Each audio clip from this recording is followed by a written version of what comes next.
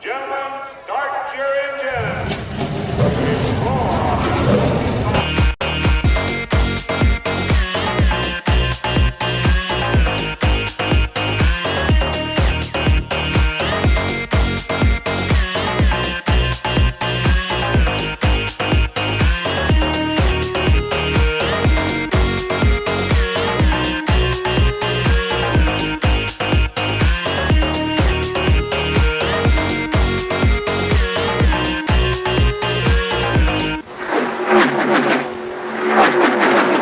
All right, welcome to Shifting Gears. I'm Austin. This is Caleb. We have 5 different gears we're going to go through, 5 topics basically we're going to talk about. Let's go ahead and get to the first one.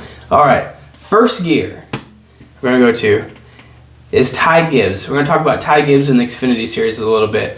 Is he too aggressive too early? Now, I'm kind of for Ty Gibbs, personally. I think, I like him. I like him a lot. I like the way he races. Now, I do agree that sometimes I will say the move he made this weekend, I wouldn't have made myself if I was a NASCAR driver, because he just did really but I'm for him. I don't think he's too aggressive. I like him. It's just Robbins racing type of guy. Here's my take on it. Is I don't mind Ty Gibbs. You know, he's a good guy. He's a great talent. Obviously, I think he's going to be in the sport for a long time. Yeah. I think he's ready for Cup already, just based off everything. The moves that he does is not necessarily bad, but what's rubbing me the wrong way is just the fact that he's still a rookie. If you look back even last year in the ARCA Series, he got into a lot of different dust-ups, even in the ARCA Series, and was spinning people out there a couple times and getting in rivalries and stuff like that. And it's one thing if you have been in the sport for I was based the sport off of the high school whatever, so you're a rookie, sophomore, junior year, obviously senior year, and then you're a veteran is what I always do. If after 4 years I say you're a veteran, that's just how I do it anyway. That's how I look at it. After that little high school period is done in your racing career, I say you can make moves like that, but it shows just how you're trying to get respect is what we're really trying there. And when you're a rookie, you're trying to get respect and show people that, hey, you can race with me, I can race with you without much issue. Then once you get past that, that was your training ground. Yeah. And now you can make moves like that, and it's not too big a deal. Mm-hmm. You know what I mean? But it's so early, and especially it was his teammate this week. And like I said, the move itself was not bad, but the fact that he hasn't even gone a whole full rookie season yet, and is on a teammate, he overdrove the turn. The one thing I will say about it, though, is he did say, you know, that I definitely deserve one back, and at least he is acknowledging the fact that if that were to happen to him, that's what I really want to see. Yeah. If it happens to him, how will he react? If he's going to react the way of, oh, that should never happen, blah, blah, blah, then by that point I say I don't really care for him, because he does the same thing. Yeah. You should expect to be raced the way you race people. Yeah, and I think, personally, I think he does kind of expect that, and that's why I don't mind him, because I think his mindset is more of a Robbins racing, let's go have at it. You know, back whenever that was, that boys have at it. Yeah. You know, I think that's kind of his mindset is, let's have at it, let's go for it. And I'm okay with that. And I'm okay with aggressive driving, okay with bump and runs. I'm not okay with the wrecking people for the win. People, of course, last week was a little bit different, because if Alex Bowman wouldn't have been there last week, I don't think AJ Allmendinger would have wrecked. So it is a little bit different last week. But I don't like there's this intentional dumping of the guy and then going. Mm-hmm. But he didn't do that. So the move itself, I'm not necessarily against. But it's just hard because it's coming from a guy that's in his rookie season. Yeah. That's the only thing that I have issue with. Who knows? You know, he could go on and maybe not have another incident all year. Who knows? But we've seen him already with Ryan Sieg, and then now with John Hunter Nemechek. And, you know, it's only 6 races into the season. I don't even know if they've Xfinity races raced that much. Yeah, I think it's 5 or 6. Yeah, but with only the first handful of races into the season, already have 2 run-ins, and you're as a rookie, that's when you kind of like, okay, back off a little bit. Back off. You know what I mean? You need to start gaining some respect more than anything. I agree. I don't think you should race like that every single race by any means. But if it's for the win, like I said, Robbins racing is kind of how I look at it, and I think it's okay. So. Yeah. All right, shifting into second gear here. Hamlin, I've seen recently, have been talking about NASCAR giving Hendrick Motorsports an unfair advantage. Yeah. So here's some of the stuff he said, of course. And I agree with it to an extent of some of the stuff you said. Now, as far as like the other teams finding out through a press conference the same times as the fans did that Hendrick was going to go to the 24 Hours of Le Mans with NASCAR, I don't think they should have found out through a press conference. Obviously, there should have been a little bit more of transparency there. However, as far as the advantage and stuff, there could be. You never know. There could be an advantage of them going there and you're learning some more stuff about the car. But the car is going to be modified severely, and so it might not even race anywhere near what they race. I don't think it will. And here's what I'm thinking too. NASCAR, of course, they want to eventually have a class, I believe, in the 24 Hours of Le Mans, maybe even 24 Hours of Daytona, stuff like that. Maybe even who knows, maybe even a class in that whole series in general. Just a modified. Yeah, and a NASCAR thing. NASCAR has said that they're going to try to find a way to make sure there's no advantage for the team. Whether they're going to try to figure that out is what they said. They really didn't have a comment, but the way they were acting and stuff like that, it seems like they're going to try to find a way to not have an advantage there. They're going to find something. I don't think they're just going to blatantly give Hendrick Motorsports a advantage. Now, what I was going to say too is they had to find a team that was going to go there. And they want it to be successful, so they're not going to send Rick Ware Racing to the 24 Hours of Le Mans. Why not choose Hendrick Motorsports, who's one of the top teams? Not just one of the top teams. They are the most winningest team in NASCAR history now. They have four of the best drivers, which I don't even know if the drivers are going to go there. And so there you go. It might not be an advantage anyway. But also, Chevy has won the most championships out of, I think, I have to recheck my statistics there. I could be wrong, but I'm almost positive. They've won the most championships in NASCAR. Chevrolet has. And, you're going to go with the most winning team to try to make it successful. Why would you not? Why would you make, even Denny Hamlin's team is only a 2-year-old team. Why would you send them even? Because no offense to Bubba Wallace or Kurt Busch, Kurt Busch, I think is a great driver, but he hasn't really shown much yet this year, which again, it's only 6 races in the season. But Bubba Wallace, unless it's a super speedway, I don't think he's going to get the job done. I think he's still got a lot of learning to do. I'm not saying he can't get there, but he's got a lot of learning to do. They're not going to send a team like that because it's going to fail, and then NASCAR's not going to achieve their goal. Exactly. They're going to send the most successful team. They want to get their name out there. Not that NASCAR's not out there, but they want to make a point of, hey, we can be successful in anything. Yeah. All right, shifting into third gear here is Ross Chastain continuing the impressive streak he's on with the Trackhouse team. Yeah. Hey guys, this is post-video editing. Me just looked up to see where Ross Chastain finished. He actually finished 19th. For whatever reason, we had thought he'd finish in the top 10. We must have missed that. He was running the top 10 all day, though, so our points still remain.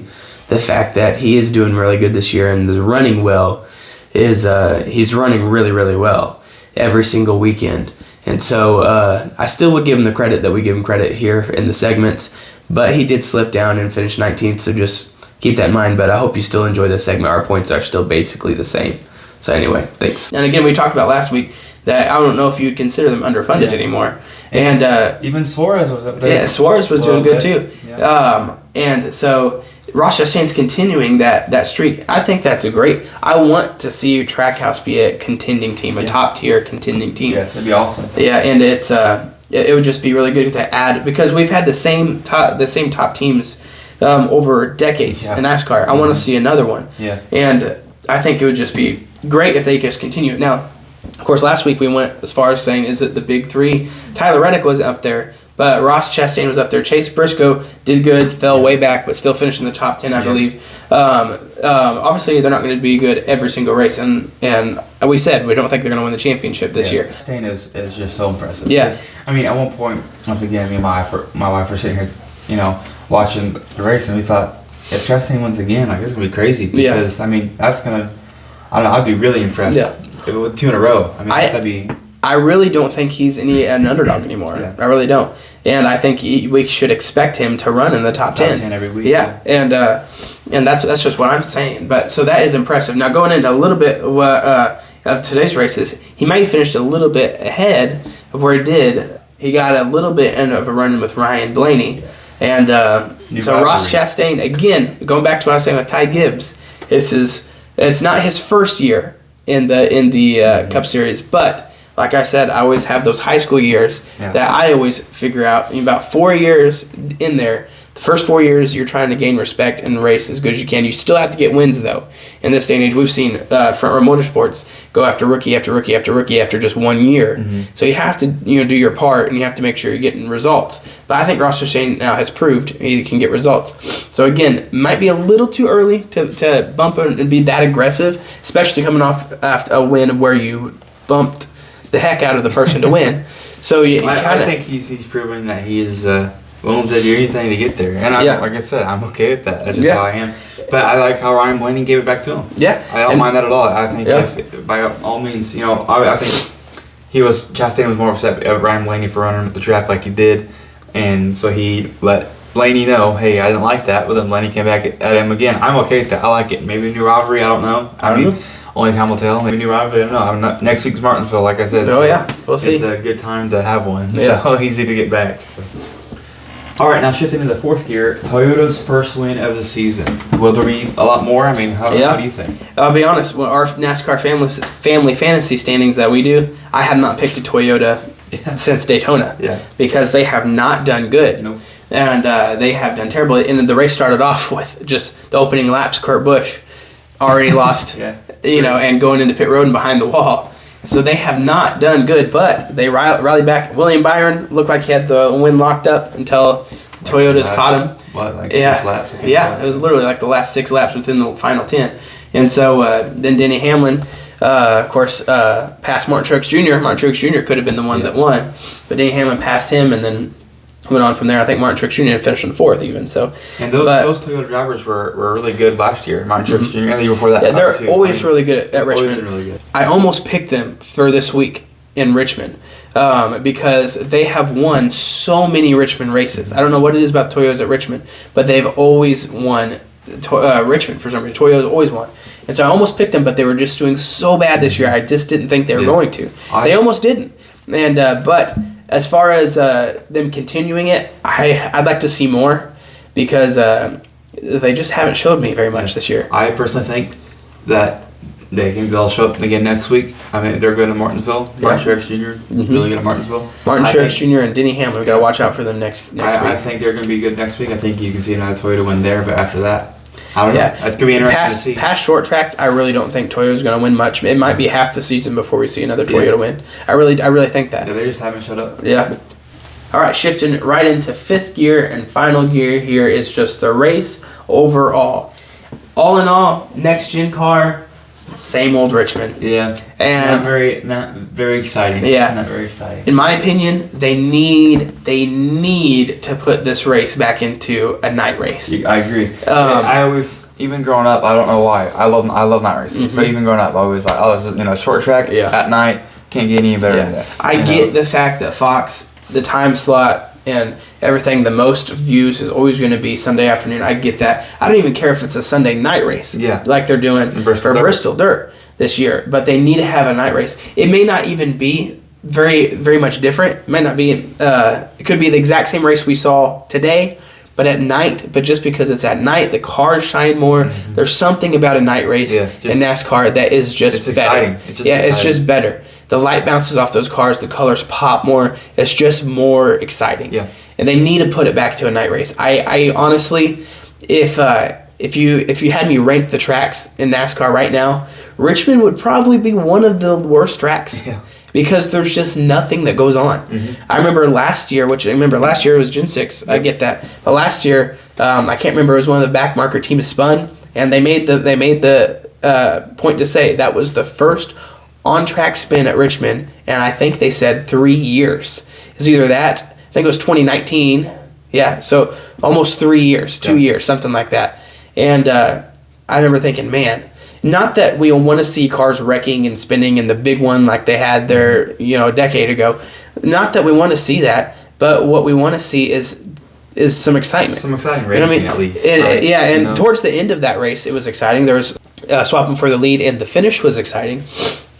But the race in general, I'll be honest, I didn't really pay attention as much as I could have. I just started thinking about stuff because there was just nothing that really got me excited. There just really wasn't. It kind of got boring. I'm not gonna lie, but let's go ahead and give the percentage of it. I mean, that you think that you should get the race. I would give it, because I think there's less it could go, I think it'd be worse, but I also think it'd be a lot better. Yeah. I'm just gonna give it straight in the middle, a 50% race, Yeah. because I mean, maybe a 55. Like I was at a 5. It's a good, decent finish. It was an exciting finish. But so maybe I'll up it to 55%. But like, I want to give it more than that. Yeah. I was just sitting there on the couch watching. It's like, man, this is no really exciting racing except for the restarts. Yeah. So. The finish really helped it, I think, with my score. I think I would give it no more than 50%. I was even go 45. Yeah. And the reason being is if you take those stage breaks out, I wonder how that race would have been. Yeah. Everybody complains about stage racing and how it's not traditional. I guarantee you want a stage break for Richmond. With these tracks, it makes the race a lot more exciting than what it could be. I mean, it could have if without the stages, it could have literally went flag to flag. Yeah. And I don't like that. There's just no excitement. Yeah. You know what I mean? And so I was even going to go 45. I'll go ahead and bump it up to 50% just because the finish was pretty good. But I don't know. If NASCAR ever gets it back to night racing, even this race in general could probably bump up 10% just because of how cool the cars look. Yep. I really do. Richmond just does not look good in daytime. No. I've never thought that. It needs to be a night race for sure. Yeah. But all right. Well, if you enjoyed that, please like, please subscribe, click the bell if you want to see, get notified for upcoming videos. Second ever episode of Shifting Gears. We're going to do this every single week, starting from now as our review. But hopefully either every Sunday night or Monday evening we'll have a video out. So But yeah, if you like this video, subscribe. And I appreciate it. Yeah, thank you for watching episode number 2 of And we'll see you Shifting next Gears. week. See you next week.